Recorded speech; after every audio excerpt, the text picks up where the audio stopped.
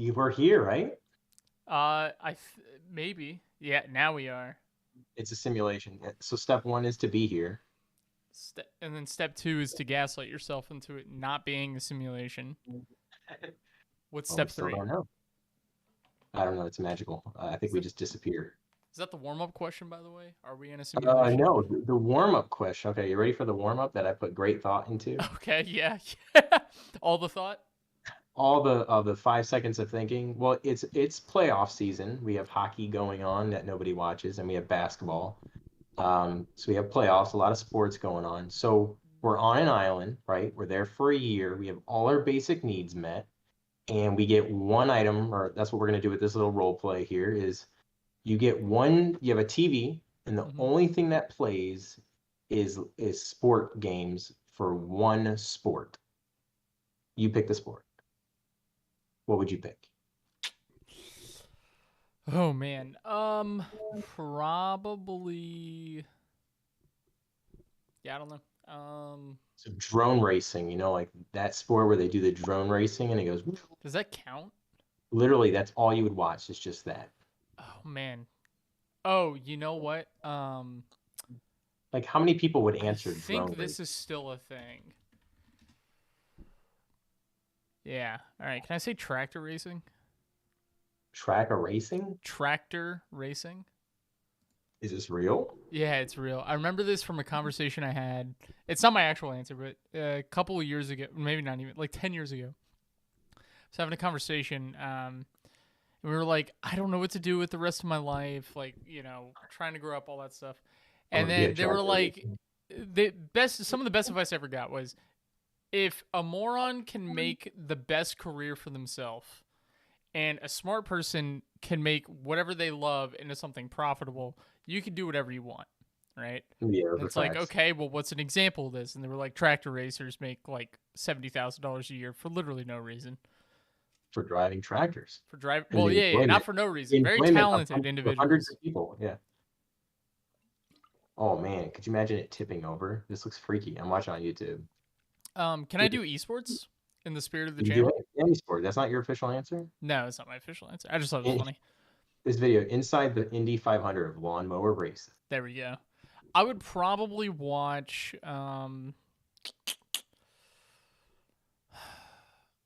esports. I mean, if honestly, like if Legends of Runeterra counts as an esport, I would watch that just because I have so much time into it. And like I understand everything. Other than that, I'd probably do League of Legends. All right, we'll count that. Yeah, yeah. What about you? Oh, definitely basketball. For sure, That's like the hands one sport down. you like, right? It's the one sport I'm actually into that I've literally. It's kind of hampering into my work time at night and definitely into my gaming time. Although I'm still playing a ton of games over the last 2 to 3 weeks. But I'm literally watching it every night, and they do these like it's literally like the game ends at last night. It ended at like 1 o'clock because it went into overtime. So definitely 100. And I don't even care if they were old games that I had access to. It would 100% be basketball, Okay. All and right. I would be okay with it. I wish I knew more so I could ask you questions, but I've got nothing. Yeah, Absolutely nothing. you're good. You don't even. Can you name two teams? The Celtics, Can you name the city? Boston. Very good. Yeah. All right. And then the Miami Heat. Ooh, that's a steal. That's yeah, yeah. I mean that one's easy, right? Everybody knows Miami Heat, but the Orlando Magic, A little trickier. yeah, only They slightly. suck. So Yeah, we got definitely got that. But yeah, I've been super busy playing games and beating games. I feel like I mean we missed last week, or I did. Um, but I've beaten some games as well. what did you beat Resident Evil 4? I know you were playing that. I did beat Resident Evil 4, Okay. which again is an incredible game. So It's I was about better to than ask Dead for the Space. verdict. Sounds like we got one. Yeah, I, like a score eight again 8.5, close to a 9. It's definitely better than Dead Space remake, 100%. Wow. Okay. Yeah, yeah. I mean, graphics are good on both. I just think it's more fun, and it's more of like I want to beat it, and it's one of those I don't want to put it down. I want to keep playing. It's also got some decent replayability to it. Like after you beat it, you can earn. I think you can go back, play a new game plus, and you start with like your equipment and your weapons and stuff. So you Like can New Game level up Plus stuff, kind of thing. which I like the idea of it, but I mean I returned it anyways. But You know what it's else has definitely that? one that what You know what else has that? what Elden Ring, baby. Anyway, Elden. keep Yeah, I going. got to beat it. That's step one is to beat it. You still haven't beaten Elden Ring? Hey, we don't even need to get into that. Keep going, keep going. Definitely on the list. But I played that, I beat it, and it was again amazing. I would say in one word. Um, the the action scenes, everything, it just made sense. I played it on normal too. I don't think I decreased the difficulty on it. So whereas I did with Dead Space, because I just kind of wanted to beat Dead Space, but this one I didn't want to beat it. I just wanted to play it and enjoy it. But definitely a good game. Better than I'm trying to. I didn't play Biohazard. I played Village before. Definitely better than. Ooh, I don't know if I would say definitely better than Village. Village had a weird ending at it. You played Village, right? No. Or I, no, you I've didn't. I haven't played any of You're the Resident weird. Evils like to Yeah, you completion. need to play Village. I feel like Village you could buy for $10 on Steam or somewhere I found a red box. that sells games. Yeah. No way. Yeah. You know the Walmart by work? Yeah, Yeah, it's there. they have games there. Yeah. Oh, I might have to look at that. Yeah, it's wild. That's definitely a weekend one. You just need 2 days, 2 full days, you'll beat it. Well, worth it for sure. 100 hands down. Great game. I wish I had more detail. I mean, it's one of those you pick like three weapons, you just choose them. It's got the normal Resident Evil vibe as far as like the inventory. It's fun. There's a lot of ammo in it, so you're never out of ammo, which I actually like. It's a little bit different. I feel like Village, I was always kind of scared of running out of ammo. This one, I was kind of the opposite. The shooting was good. It was still a little clunky, a little slow sometimes, like turning and stuff, but it wasn't a deal breaker. And that I'd say it gets a little bit not tedious, but like a little boring after a while, like in the sense of you're just kind of doing the same It's thing. But that's redundant. but Redundant. every game does that. So, but it was enough excitement. It's short enough that it keeps your interest. And Okay. again, definitely a great game. The Yeah, I've story, the only story's heard good good things too. The about story's it. not awful. The puzzles are great. The puzzles were good enough where I didn't have to like Google stuff, but I didn't know the answer right away. So I love the puzzles going. It's like, Zelda. It reminds me of, I just like the puzzles where it's not too hard. It's not impossible, Right. but just a little bit of thought. Do you like hard puzzle games? I mean, it sounds like you don't. Like if I like, have you played The Witness? No. No. I Like, think because we've to talked me about it that would before be, though. yeah, that would be a hard puzzle game, and I played like 5 minutes and I couldn't do it. Wow. Okay. It wasn't. You know, a I've game tried would it twice. drive you nuts. There's a game called Antimatter. I think. Game would drive you insane. It's Is literally it a just shooting like game? it's like warped logic puzzles. Like Portal? No, no. Like I would say Portal's like set logic with like different obstacles, right? Because you just have the portals. That's how you navigate everything, right? They Yeah. introduce new elements. This is like okay, the way you look at this thing determines if you interact with it a certain way, right? Um, it's like that's like one thing that can happen. It's very very weird. So if you ever want to lose your mind, you should play that game. It's very old, but Yeah, I'm trying to think what else. Like hard puzzles? I don't know, man. yeah, I don't know. I figured I'd ask. It feels like it's a dying genre. We saw like an upsurge in it recently. There was a game, like speaking of perspective, there was a game that plays with perspective a little bit. So like when you grab an item, it determines like its size. So like if I like grab an item that's like close to me, right? It's like obviously a lot bigger than it would look if it was super far away. So then it just creates like a big version of that object. Man, I feel like that would drive me bonkers because me knowing me, I would like click it and then it would do it big when I want it to be small. And then when I want it to be small, it's going to be big and I'm going to be all stressed out. Yeah, I forgot to. I should remember the name one of these days, but I don't know. I think it's either free or like $5. Like it's super super cheap. All right. So, but yeah, you said you played multiple games, like or beat multiple. Yeah, I played a lot. So I think since then I also played is this episode 7? It Yeah, is. I got Yeah. it. All right. So I also played Crisis Core. I don't know if we talked about that last time. I don't think so. We did a I little think bit. it, That's Final Fantasy VII, right? The yeah, remake. yeah, Final Fantasy 7, the reunion, Crisis Core. I think I maybe started playing it, but it literally took me a week to beat. And I actually beat it, which is cool. That's weird. I I'm feel on a like yeah, go ahead. I was gonna say, wasn't the first remake, because it's a trilogy? Wasn't the first one like super long? Well, I think remake, like Final Fantasy 7 remake was pretty long. I think it was like 35, 48. This was about 25 hours. Okay. Oh wait, Um, is this not part of the remake trilogy?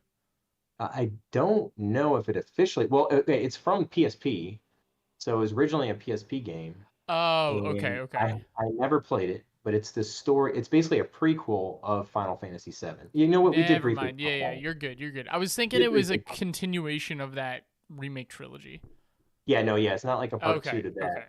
okay. But it is a remake of the Crisis Core game for the PSP, which again I never played. I also think that would be it's a great game. So it's very actiony.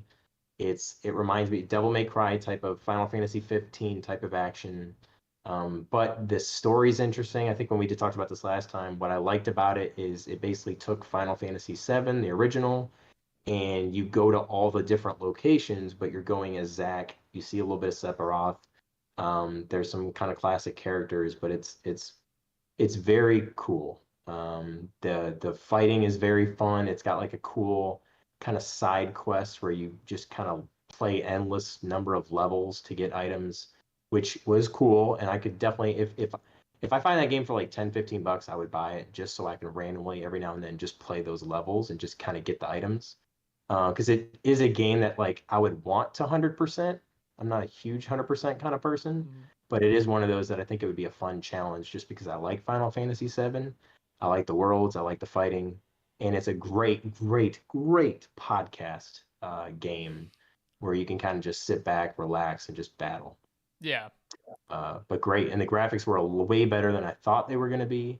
Definitely a great game. You know, you find 20, $30, well, 100% worth it if you were a Final Fantasy fan. So I played that and I beat it. So I've beaten Dead Space, I've beaten Resident Evil 4 remake, and I beat Crisis Core. All literally probably within a month or so. And then I played, man, what have I played recently? I started Marvel Midnight Suns, Okay. I remember us and talking about that a little bit. I Yeah. like it. I like it, but then I played Hogwarts Legacy because I did the BOGO from GameStop, and I really got into Hogwarts Legacy. Did That you? is a That's phenomenal. surprising. It is a phenomenal game. So I would say, hands down, that is my favorite game of the year so far, easily. Really? Really? Wow. 100%. 100%. All I think right. it's like it reminds me. I don't mean this when I say it, but it reminds me of Elden Ring Oh wow, mixed what with a hot we've never talked about that game before. yeah. Yeah. It's like that, but casual. Yes. Yes. Yeah, so it's like a casual Souls-like game.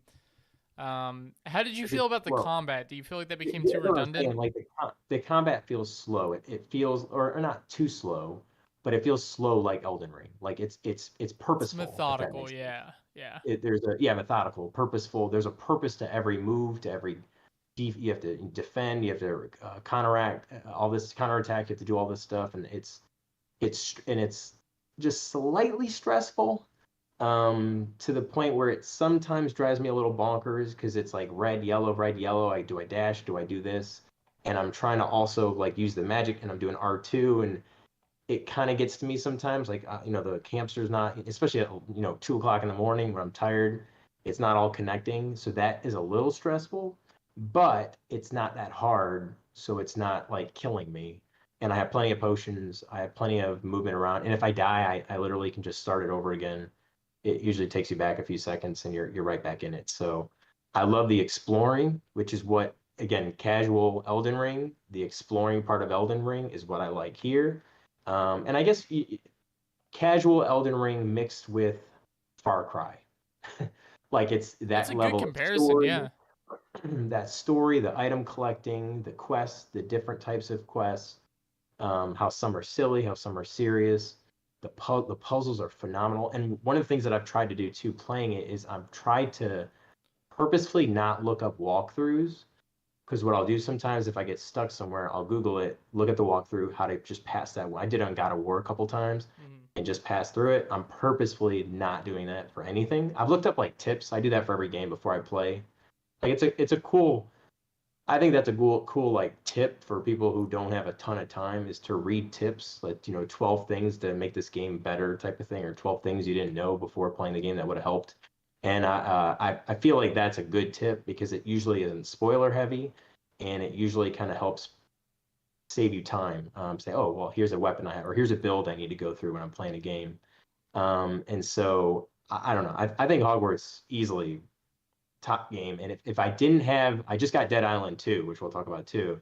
But if I didn't have Dead Island 2, I would hands down be playing Hogwarts Legacy for sure. Yeah, Great game. I mean, You we can played it, just right? jump right into Dead Island. Oh yeah, I played Hogwarts Legacy. It was one of those games where it really grabbed me for a short in comparison to like how long the game is, for a short amount of time. I think they did a lot of really good things. I actually did just uninstall it though. Ooh, Yeah, I don't know why. It's not that it's a bad game. Like it's objectively a good game. probably big Um, file, I would assume. It's gonna be 100 gigs or something. yeah, something like that. So it's Yeah. I don't know. It just like when I was playing it and I like ramped up into it, it grabbed me, but it felt like it had this ramp up time to it after stepping away from it, at least for me, where it just couldn't keep me enthralled. And I think it's because I was obsessed with Harry Potter when I was growing up. It was like Harry Potter and Star Wars were like my two things, right? And then I would read the Percy Jackson books. Um, and I think maybe I'm still just burned out a little bit on Harry Potter, which is I can possible see. because for a lot of people, the Harry Potter hype came. When did like the sixth movie came out? Do you remember? I can look it up. Probably 10, 15 years ago. Blood Prince. It's 2009, right? So, um, that feels wrong, but it looks like this is I not think that lying to might me. be right. So whatever. About 15 years. So like that's when like the hype started to really build around it. I mean, it was vastly successful before that, right? But like everybody around us became more and more popular. And Yeah. then the seventh movie dropped and all that stuff, and that's where like I think the obsession came. That and like Universal opened up Wizarding World. So that's like 14 years ago, and then all these other things. But for me, I've been reading them since I was like 5, so like that's 2002. Yeah, I was in college when I started reading it the first time. So Yeah, I was also 5 when you were in. No, I'm kidding. yeah. Uh, Although I read it late, so yeah. which is Um, weird too. well, I watched the first movie when it came out, and I was pretty young, and then they basically I rented it from my uh I was in like kindergarten. Maybe I was 6. I don't know. But like when it's the library, it was there, and I had like this. They had like a dot system based on like how advanced the book was. And I'm a stubborn person, so if somebody tells me I can't do something, it pisses me off, and I really want to just do it. And Absolutely. I started in Catholic school, um, or no, I was in first grade. I wasn't even in kindergarten. Man, I'm wow. So I guess it was like 6 or 7. But anyway, so first grade we go in and they're like, "Yeah, this is fifth grade reading level. You can't read this." And I was like, "I bet you I can," but like I went to Catholic school before that, so like I didn't know how to read because they didn't teach that until like first or second grade for whatever reason. Don't know. That was weird. And everybody else knew how to read, so I was like, "Yeah, whatever, cool." So then I got the book, sat down, and then reread it over and over, page by page. Every time I messed up, my dad made me go back to the beginning. Ooh, Yeah. So that's anyway, right. I've been on Harry Potter for a long time, very long time, and I think I'm just burned out on it. I think that's really what it is. Well, I'm curious how you played it. So did you go in and did you play the missions, like the main missions, or did you try to play a lot of side missions? Little both, little both. I always try to pace myself on those things, where I don't do all the side quests and I don't just do main missions. Like I like to explore a little bit and kind of experience what's going on. What's cool about Hogwarts is it does kind of reinforce doing side missions, which is nice. Like it lets you play Yeah. your way, but it definitely encourages like, hey, there's these things going on. They're really cool. You should do these things, right? So, I mean, kudos to the game for doing that. Yeah, when I read a lot of the tips, it said to focus on main missions, so that's what I actually did. And so like I've only done like maybe two side missions and I don't know, level 12 or 13 or something. Mm-hmm. And I it's making it more fun to me. And then every now and then I'll do some of the puzzles, like the things on the wall, like the mirrors and stuff. I don't really consider that a side mission, but like storyline side missions. But I think that's helping because it's like there's a story, there's an actual story, Yeah, and I'm kind of involved and interested and invested in it. And I don't know. Again, I like it, and it's just enough battle mixed with other stuff because you're moving around or you're traveling back and forth. And even the battles, it's not like they're constant.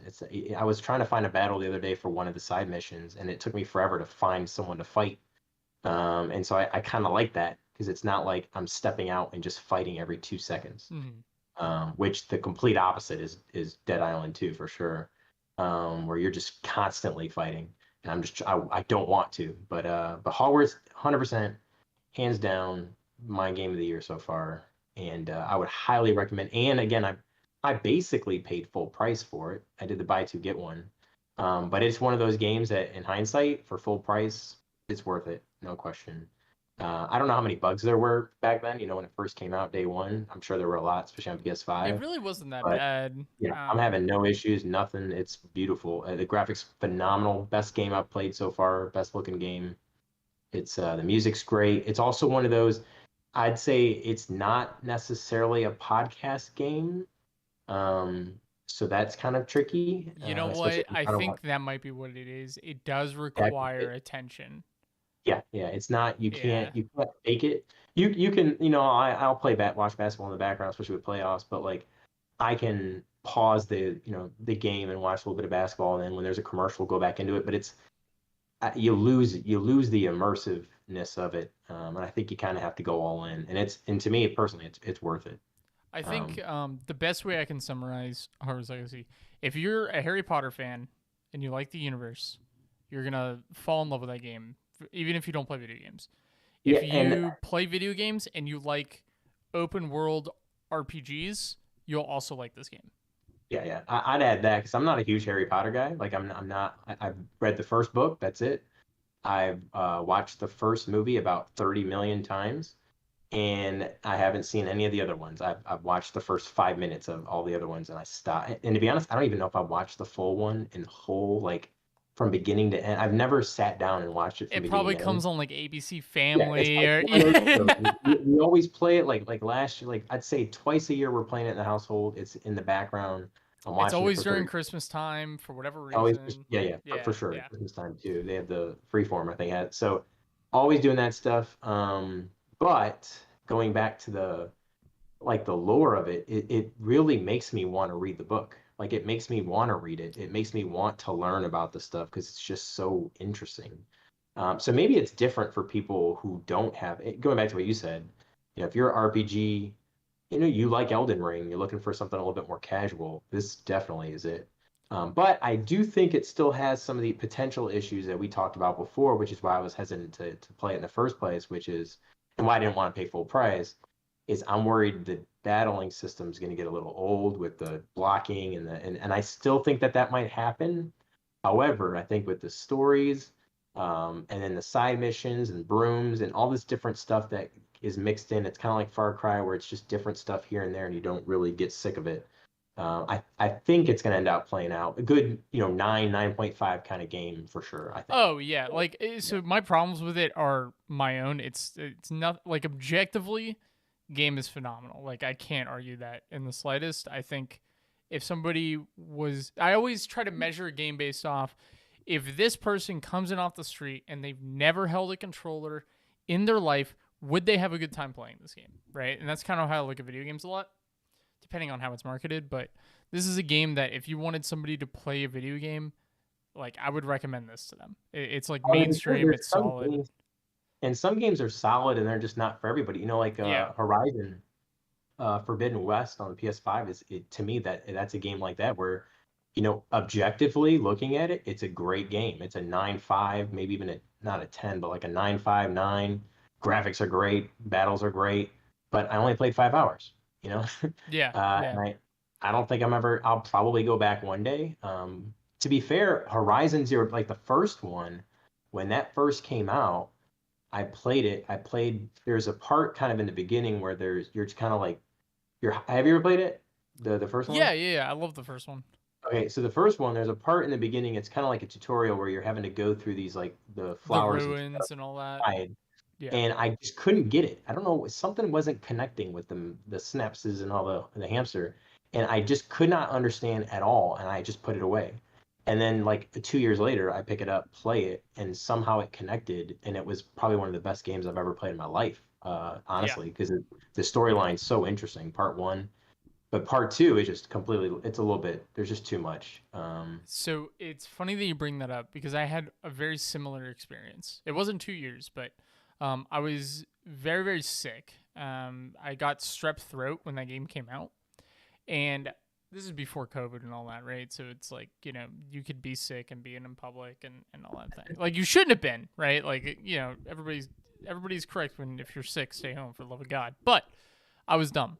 So I had strep throat and I was coming home from work and I was like, dude, I need to take a couple days off. I'm dying. I literally, like, what am I going to do in my time off, right? Well, I either sleep or I play video games. Like, it's one of those two options. Maybe I read a book. So I stop by Target. I buy Horizon Zero Dawn because it was brand new. Put it into the console because I bought it for PS4. I slide it in. It boots up, and then I pass out in my chair. And I was like, man, this is great. I woke up. I'm on the title screen. I pass out again. And then I just never got through like the tutorial because I was just like lucid, or barely lucid. So, Yeah. and I picked it up like I don't know, like 6 months later, and it was just one of the best games I ever played. Yeah, hands down, definitely a good game. Yeah. Story's So great. But yeah, I mean, some things they're made beautifully. They're just not for everybody, and it's kind of unfortunate. A lot of times it's just the timing of it, or like where you are in your life, or kind of what you want to do. Which, to be fair, is part. I mean, the game should be good enough to kind of battle that.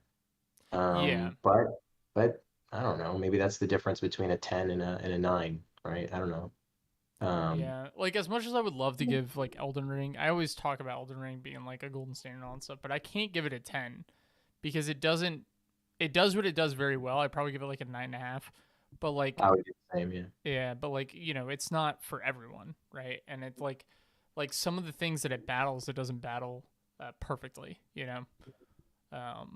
like it's got a curve to it, and it's not necessarily the most intuitive game right off the bat. So Yeah, I mean, to me, a 10 is like, hey, anybody can pick that up.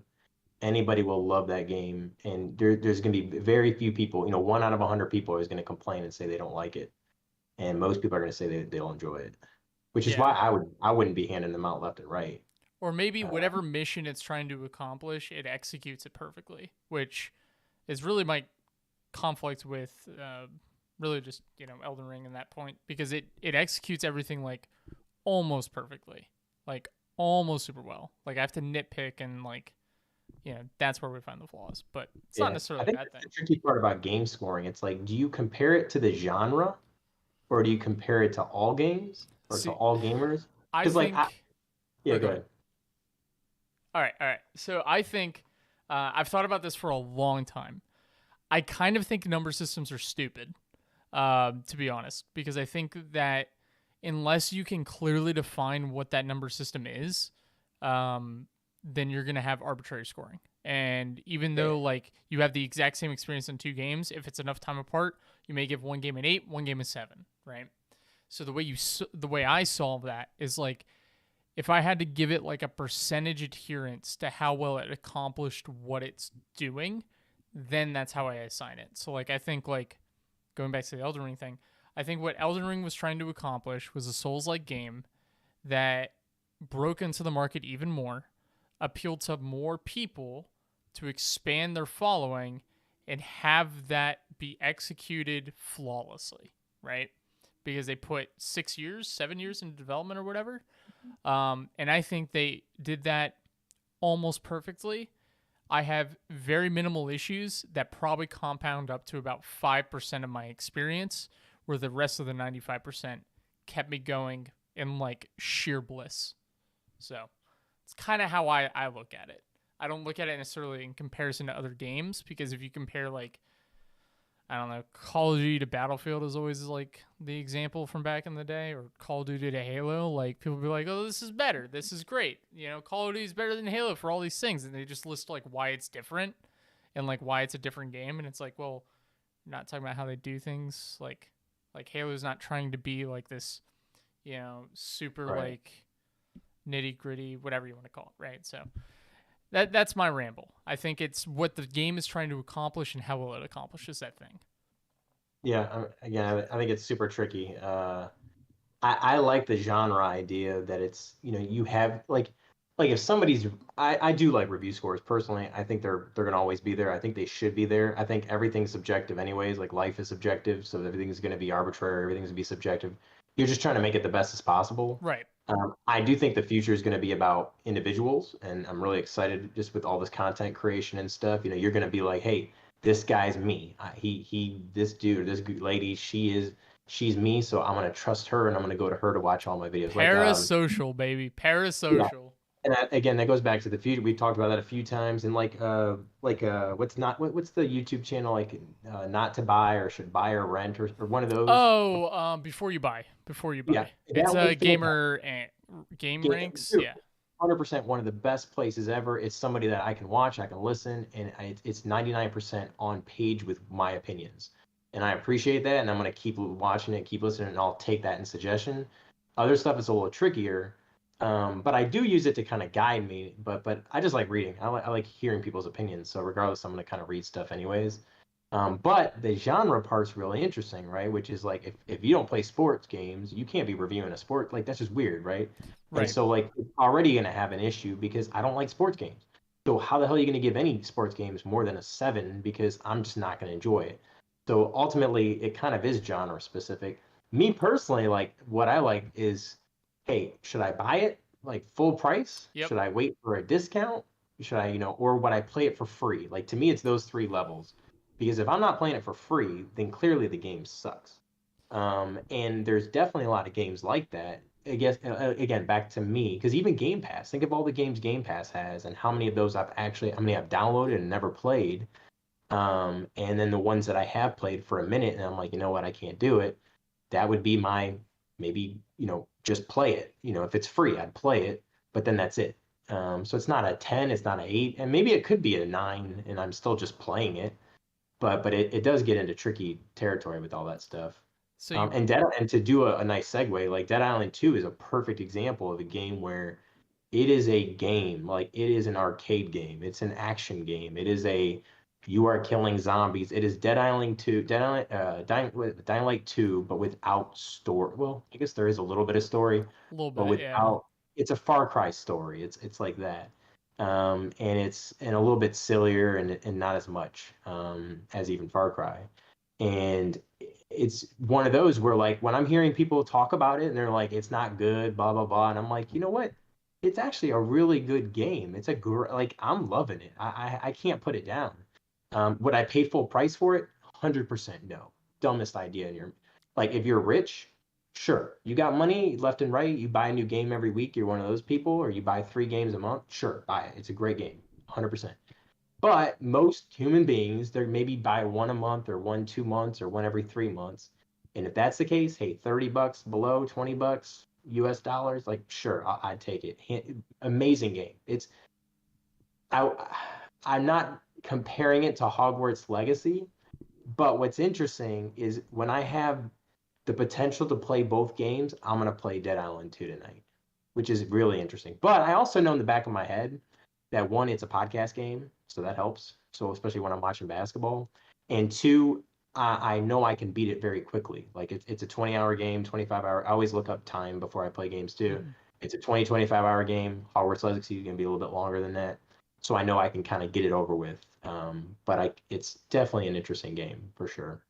Now, before I get like actually into serious questions about this, you mentioned not paying full price. Is that because of your what subscription? Well, so No. GameFly, again, I'm gonna just say this about GameFly for all the things that I hate on it. But again, it has done a extremely good job the last month sending me games right away. And I got Dead Island 2, and I'm pretty confident I'm gonna get Jedi because it hasn't shipped my next game out yet. And I think Jedi they can ship it like tomorrow, and I'm pretty confident they're gonna ship it tomorrow. And if I get that game, GameFly is just on point because like it's well worth the money. To get that one, the day after it comes out and pay Yeah. 20, $25 a month, I'll do it to play these brand new games. So I'm excited about that one, and the fact that I'm playing them and I'm actually beating them makes me feel really cool. And I think the cool thing I like about GameFly too is because the price is there and because I'm so cheap, it's always in the back of my head like God, you I've got to. sound like an ad. It's so funny. Well, nobody's going to GameFly. Nobody's doing it. Yeah. And to be fair, if you're doing it, you need to create a new email address each time so you get the free months. You cancel it and Dude. then you get a new Oh email man, if address. we ever get one viewer and they send an email to GameFly, you're toasted. You're toasted, That's, man. I mean, to be fair, I'm paying the 25, but it's because I'm supporting it, and they do give you discounts and coupons and stuff too. The longer you're a member or I whatever. always forget you're from the Um, Midwest until you say coupon. Coupon. But I'm Dead Island 2, freaking cool game. I think So we talked about does it it before play? too. Yeah, I don't like number one. I've I never played number one. I don't. um, Ever. I s- played Dead Right. The only background I have for these type of games, besides man, what's the one for PlayStation? My wife always brings it up. Dying Light, Um, what is it? Well, Dying Light is, but there's a one where zombies and there's like 1,000 zombies, and I think they put it on Steam. Dead Man, like Rising, nobody. or Days I'll Gone. think about it. I'll think about it eventually. But Maybe I Days played Dead Gone. I don't Rising. know.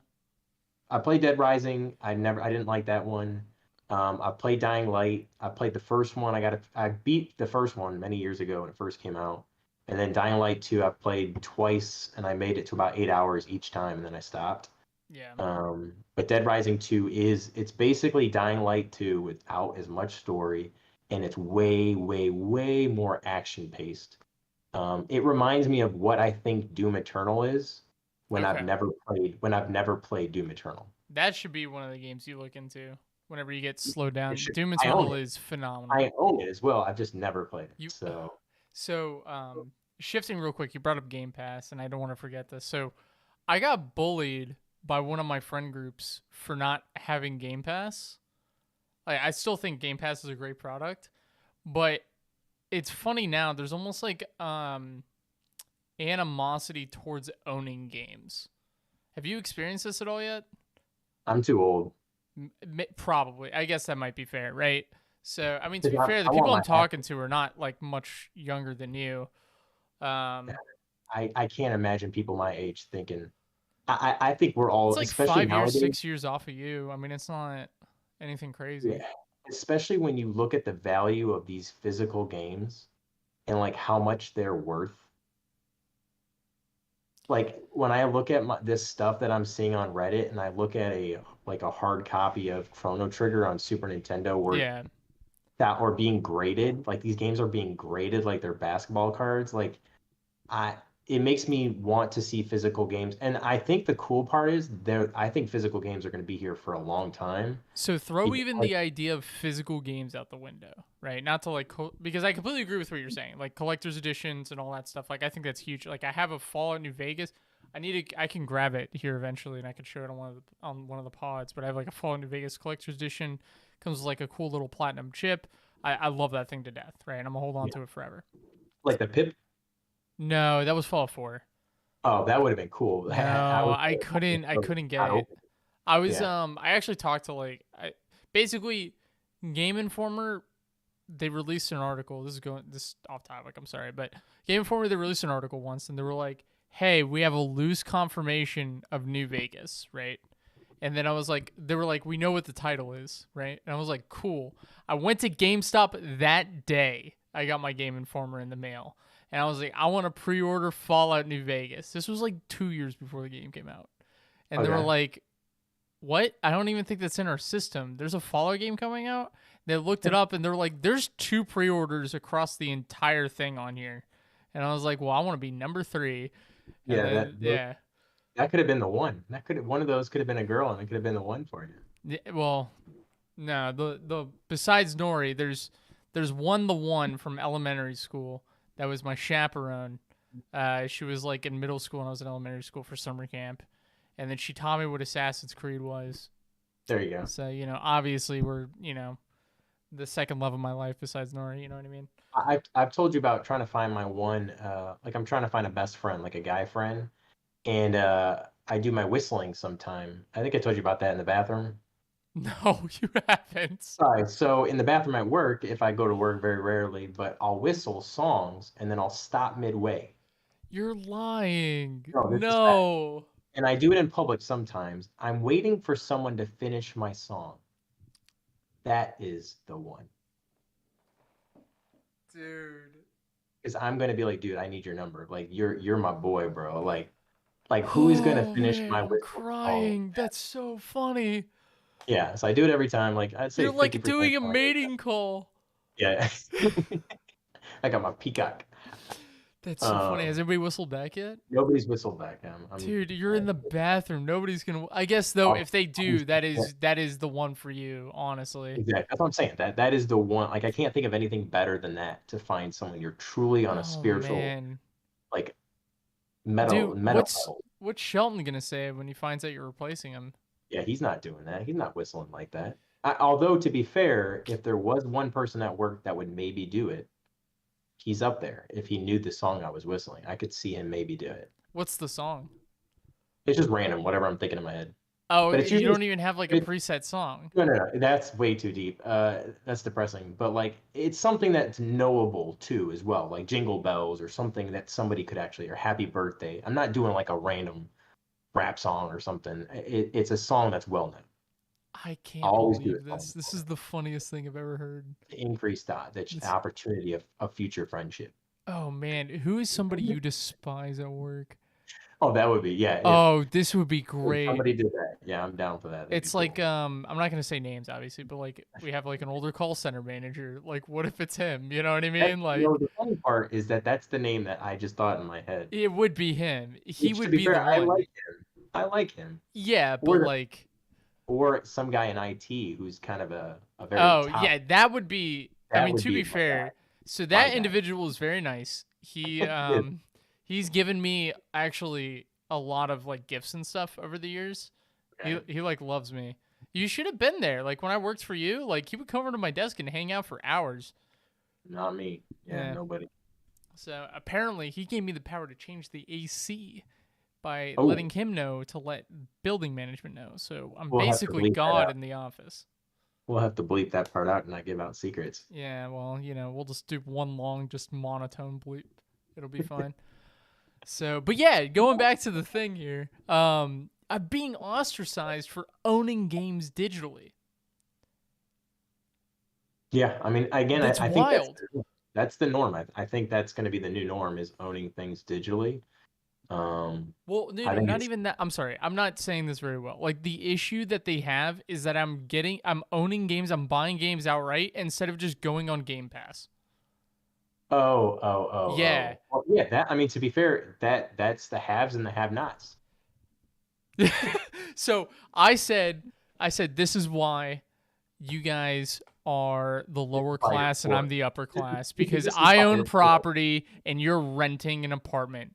As I say, as I'm renting an apartment. It's the new IRL, fiefdom. yeah. This is what is It's it, serfdom the or whatever. Yeah, serfdom, yeah. this is it. This is the new future. This is what wealth looks like. All I right. mean, to be fair, that's kind of true. Like in the sense, and that's what I love about technology and where it's going is, and capital. For all the hell that capitalism gets, I do love what's happening with Game Pass and especially on PC, making it $10. I mean, think about that. It's $10 and you get all those PC games. I mean, Oh how yeah. cool is that if Don't you're get me poor? wrong. Game Pass, phenomenal Yeah. product. Am I probably wasting a lot of money buying games? Absolutely not a question, right? But there is something about my number going up in my Steam library that really Oh just yeah. does it for me. Steam, Steam knows what it's doing. I That's love measuring how much of my life I've wasted on that library. or Like, just seeing having a library, which again goes back to I think when we started this show, me talking about playing Steam games and buying games, and I don't even play them, right? I'm still buying Humble. I'm still buying Humble games. The Humble thing. It's $12 a month. It's a great deal. I get a bunch of Humble games. I put them on Steam, and I'll never play them. does I mean, bring up a eventually, good maybe question, actually, that I just thought of. So, what happens if Steam goes away? Like, remember it won't. GameStop used to have a library platform? Did you ever use it at all? It was called Impulse. A lot of people No, don't know about this. All right. GameStop had their no. own thing called Impulse. They tried to compete with Steam and all these other things, right? I actually don't know why it failed. It's probably the same reason why like Bethesda's failed, and everybody. It's just it's expensive if you don't have volume, right? Yeah. So the more people you have, the cheaper it becomes. So your margins grow, and that's the whole model, right? Um, but I had a bunch of games on there that I had to rebuy because it just disappeared one day. It was just gone. So like if Steam, like if they just pack it up, I mean think about how many games I've lost. Think about how many games you've lost. Yeah, it would be pretty crazy. I just can't. Or like I thought about it when they were talking about when I was playing the Atari game. I don't know if I talked about Atari. Did I talk about that game last time? You mentioned you bought it, I think, right? Like I the run it on collection. GameFly, and I got the Atari game, and I played it in one night. It's you know what? We didn't talk about it, but one of the coolest things about this Atari, it's like Atari Collections or something. And what I loved about, and I'm not an Atari guy, it was the first, I think, system. I think my first system was Nintendo, and then Mm-hmm. I got an Atari after, because it was on cheap or something like that. And what's interesting is what's cool is I don't remember what Atari I had. I didn't know they had like dozens of Atari. Like there's so much history of video games that I didn't even know. And I'm watching this thing, and it's just like a timeline, and it goes basically from like 1940 or 20 to 2023. It's really cool, and it just talks about Atari. And then you can, when a game comes out and it's really popular, you can actually play a level of it, and then you go on to your next one, and then maybe it has a video or it has a commercial from 1984, which is freaking That's cool. really cool. And I'm like, you know what, dude? If they had this for PlayStation or Super Nintendo, it would sell off the charts. Just a Super Nintendo one with that nostalgia factor, and if it had commercials and gameplay, and you could actually play levels of Zelda, oh man, I think it'd be phenomenal. But very cool game. And then I'm like, wait, I'm like, which Atari did I have? And I'm like looking at it, and I can't tell by what it looks like because they all kind of look alike, but I could tell by the game cartridge. And I'm like, yeah, you know what? I had that game, that exact game right there. That's And awesome. it's a really fun experience, but it goes back to that physical thing, kind of like to revert back to what you're talking Yeah. about. For my generation, or definitely for me personally, there's nothing that can beat physical. One, because I've always loved the ability to be able to resell it, so it's going to my cheap inner cheapness that I have, that I'll always have for the rest of my life, because I know that, hey, I have it. I can't do that with digital. I can't resell it. I can't borrow it. Now, blockchain, I don't want to get into blockchain. I don't want to get into all that stuff. I do think that that's the future, but even then, that's still physical in a sense of there's still ownership rights to it.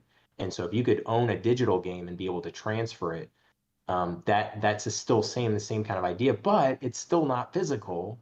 Mm-hmm. If AI takes charge and takes control, you want to have this physical stuff, that's separate that you can sell. That's the stuff that's going to make money down the road. But what I wanted to get at is when I was started talking about Ataris, I was listening to a podcast talk about it, and they were talking about licenses. And that's the issue that I don't think we talk enough about. And it's music licenses and audio. And you Yeah. think about game creation, game content. It's not just the gameplay, it's the assets. It's not just the physical assets, the audio, it's the vocal assets. It's everything that has licenses, agreements that are 10-year, 20-year. What happens when those don't get renewed after 20 years because Warner Brothers is bought out by somebody else? That's going to create a lot of issues, I think, in the digital side. That's going to create a lot of legal problems, which is why it's eventually probably going to go to Game Pass. Like I think the future is Game Pass. I think we're Mm-hmm. both on the same page there, right? Multiple different types of Game Pass. And then with Game Pass, they don't have to worry about licenses because if they take a game away, who cares, right? There's no ownership to it. Now, to Um, combat that real quick, I think we will always have some form of physical media right? Like always.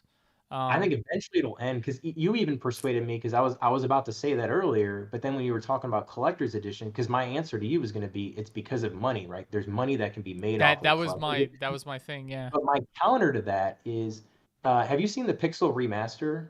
Have you seen what happening to that? No. Okay, Like the so if you movie?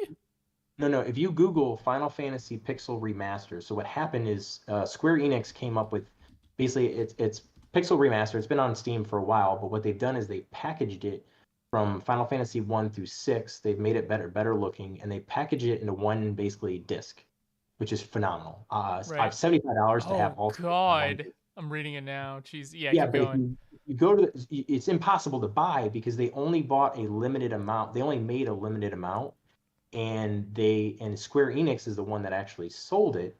And they sold different versions of it and all that thing. But I guess my point is it's very limited, and they're doing that on purpose, which is the weirdest thing ever, which I think is the future of the thing. But my point of this is I'm not 100% sure that on the Switch that the game is physical because it made me start thinking about like I don't know if you've bought and sometimes you'll buy a game like especially for Switch, you'll get the case and inside it's not the disc, it's not the game, the cartridge, it's a code. It hasn't happened to me yet, but I really am scared of it, to be honest. And it's going to happen. So I'm worried about you're buying this physical game one day thinking it's physical and you keep it sealed because you want to build the value of, especially a game like that. Someone buys it, they open it 40 years down the road, and it's It's a literally just a code. freaking No. code, which is really interesting. Yeah. But the Square Enix thing just has to me like, okay, well, there's value in it, but there's not value for Sony or for Nintendo. So what's stopping them from doing it? So with these collector items, they could still make money, sell a collector's item, sell a Pip-Boy, and then just have a digital code. They don't have to have the physical game to be a part of selling a collector's item, right? They'd still make tons of money doing that. So I do think eventually the physical will go away. I think it's going to take a couple more cycles. But ultimately, Game Pass, the types of that we've talked about in the past, is 100% the future, and I think it's going to solve a lot of the license issues. But then you're going to have blockchain, and blockchain is going to create a lot of other kind of weird issues. Yeah. So, I mean, I will kind of support the argument of physical going away. I know you brought this up, I think, on the last one, but I went into a GameStop on Sunday or Saturday. It had to have been Saturday. I went into a GameStop on Saturday, and it was Pressing. very sad. It Now, was it was not fun. to be fair, a lot of retail places are not fun right now. True, Post but COVID. to kind of accentuate that more, I used to walk into GameStop as a kid, right, or as a teenager, and I would be able to look at like these bins of video games, GameCube, Xbox 360, whatever, right? And I used to just kind of I could like thumb through and be like, "Oh my god, this is the cousin of Super Monkey Ball. It's Banana Blitz, the football game. It's crazy, right? For Like I didn't $3. know this existed." But like that just doesn't happen now. Like I walk in, right, and it's like the displays are bare, and I'm like, Yeah, okay. And I don't know if it's because like making AAA titles is so much more expensive than it used to be. That's probably a big part of it. It's probably a big part of it. But theft a little bit too, I'm sure. yeah, I just I walked in and I was like, maybe I can get lucky, right, and buy an Xbox 360 controller because what I've been doing with a group of friends is just I go over and we've just been booting up like this like old Dragon Ball fighting game. It's called Raging Blast 2, and we've just been having a blast, man. Yeah, Cool. pun intended. So, Like in um, real life or yeah, online? real life, like couch gameplay. So we've been having a good time for that, and then I was like, well, let's go to GameStop, right? So I dragged one of them with me, and then we went to GameStop. I was like, cool, we can like look through games. Maybe they still have some 360 stuff, like it's slim, but whatever. Maybe we could look at Xbox One games, kind of thumb through some of those titles, see what's going Yeah, on. It was like nothing, yeah, you know. So, like even yeah. like the Switch was like bare, and I was like, there's nothing here. I mean, there's probably like 100 titles in the store. You know what I mean? It's not like there's nothing, but it was like all new releases. There was no pre-owned. There was no nothing there. So I was like, ugh. yeah, I don't want to get too deep into like GameStop and what it needs to do to survive kind of stuff, Yeah, yeah. but I'm with you, like in the sense of Give me back it's my not impulse really, games. That's what they can start with. yeah, yeah, for sure. And I think niches and going in there, deep collector's items and to be fair, it's retail establishments. That's what I was trying to get at too. It's like they're going to eventually die. It doesn't mean that the company has to die, right? Like it can still exist beyond a retail store, and you could do really well. I'm thinking of like a company like Microsoft selling Surfaces and tablets, or even Apple selling tablets. They don't have to have Apple stores to make a ton of money selling tablets. Yeah. They can sell it at other places or they can sell it online, and people will go and they'll buy it. The Uh, so card game stores, successful card game stores, right? Not to get too deep into like business talk and all this other stuff. This will be my closing thing, and we can switch to any other topic. But what they do is they will have stores set up like retail locations, and all of those will buy cards. So like if I go in and I sell a bunch of Yu-Gi-Oh cards, cool, I can do it at the store. It's very convenient. They give me money on hand, great. And then they pack those up at the end of the week and they send them to the warehouse. And the warehouse disperses it all out nationwide. And like they sell stuff, right? Like they sell board games and they sell sleeves. So like you protect your cards and all that other stuff. And like they have yeah, tournaments to like bring people in. But the business model has shifted to where it is, hey, I'm not trying to make a lot of money on the store. Like if I break even, the store's successful, vastly successful. But what we're trying to do is funnel those cards from like the local economies to the warehouse so we can sell those and actually make a profit online.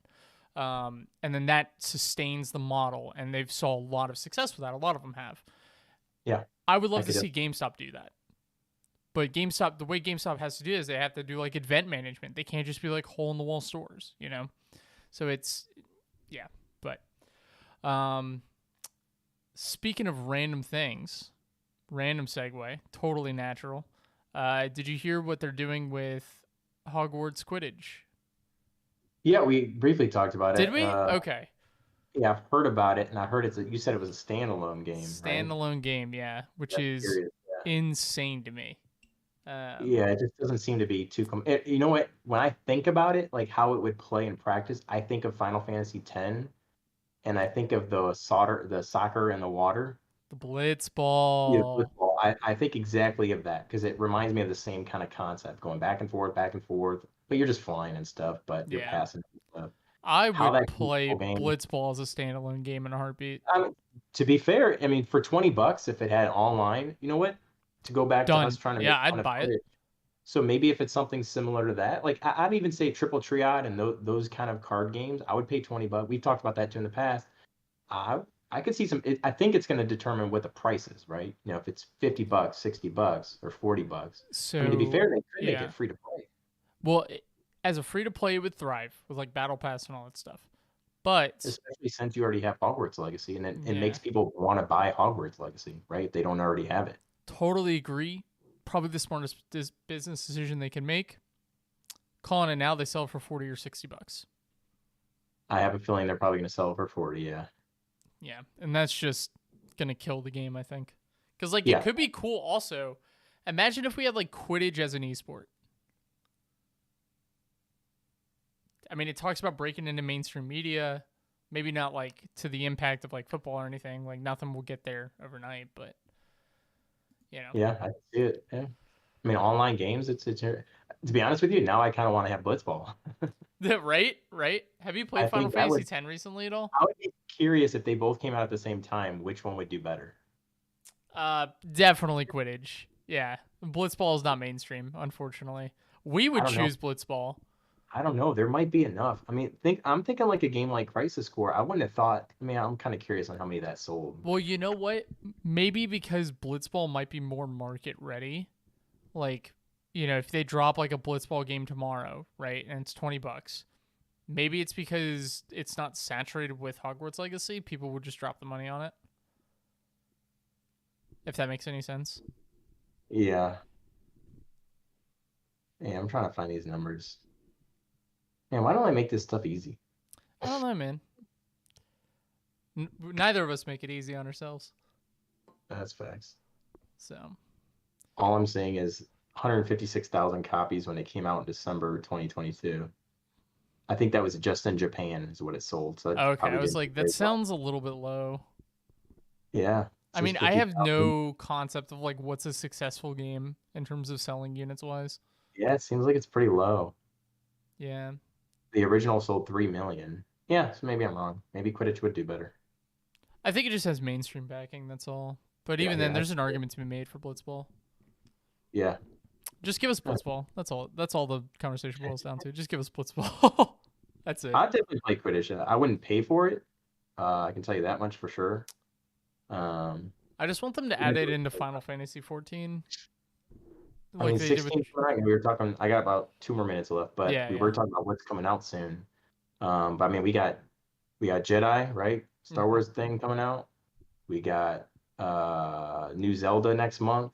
That's gonna be big, and then Final Fantasy the month next. It's pretty good.